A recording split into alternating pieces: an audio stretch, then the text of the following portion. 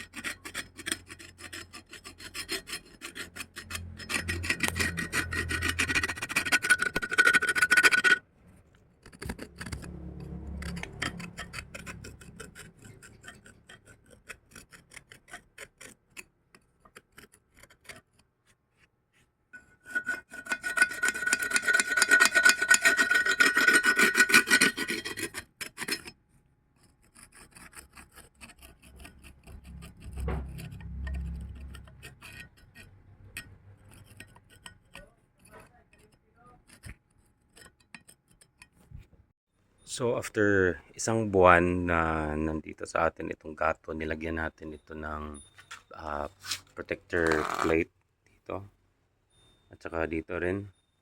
Ngayon ang pinaka problema is ito, kasi biniyak natin ito nung at saka pinaputol at saka pinaweld na nagbabaka sakali na mag-fit siya. So ang ginawa natin ngayon ay tinanggal natin. So tinitest natin ito, ngunit hindi talaga siya yung fit, hindi siya magkasya. So ang ginawa ko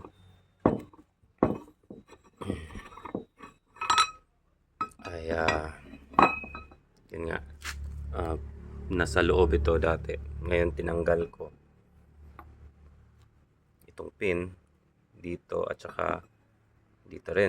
So binunot ko ito. Hindi rin madali ang pagtanggal nito kasi kailangan siya pupupukin at saka medyo may kalawang na ito ng konti. Ayan, at saka medyo deformed na siya. So hindi na siya gano'ng katuwid. Medyo malaki at saka medyo na bend na ng konti. Medyo naglumaki na itong side na ito. Ayan, dinaanan nito ng pagpupuk natin kaya medyo may dent. So ayan, nung nang matanggal na at saka tinest ko kung bakit talaga ganon. So ang nangyayari is ito, hindi talaga niya sukat yung thread nito. So akala ko bumili ako ng threaded na ganitong malaking bolt, at nang bumili na ako ng jack, ay ang nangyari mas sobrang laki pala ng nabili ko na jack. Itong base jack, gawa ito sa mga scaffolding, kasi tiniisip ko na ipapalit ko sana, kaso hindi ko dinala itong sample para ma-compare na ito hindi na magamit. So tinabi ko na lang dyan. Ngayon balik dito. So ang gagawin ko is bubunutin ko ito, tatanggalin yan, tapos dadalhin doon sa machine shop, tsaka hanapan nila ng paraan. So ito itabi ko muna para hindi mawala kung sakali na gagawa nila ng bagong ganito or i-retread, or baka meron silang ganito at saka isasalpak na lang dyan, gagawa ng paraan. Tingnan ko lang kung anong solusyon gagawin ng mga taga shop, sa mga machine shop, yung lathe. So, ayan muna yung nangyayari. Ngayon ay natanggal ko na dito. Ito. So, kanina medyo baliktad pala yung pagka test fit ko. Ngayon is baliktad. Dapat kasi malaki itong butas. Ngayon maliit ito.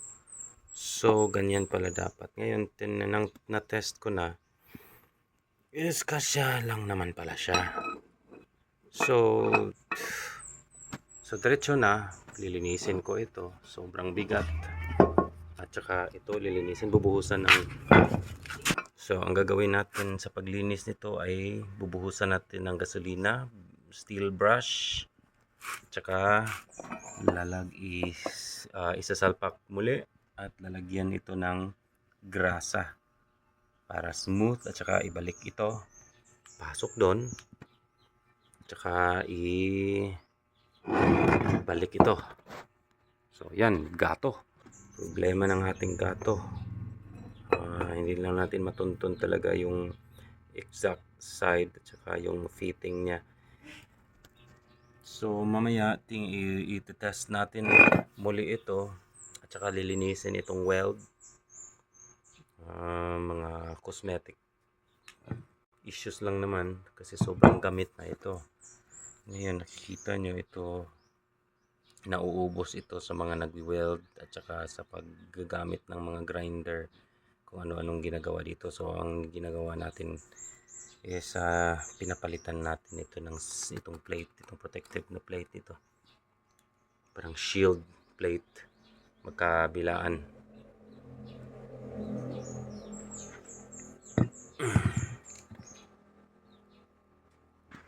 Ito nga pala ay made in India na Kirloskar M125 Kirloskar. Sobrang bigat, 10 kilograms yata ito.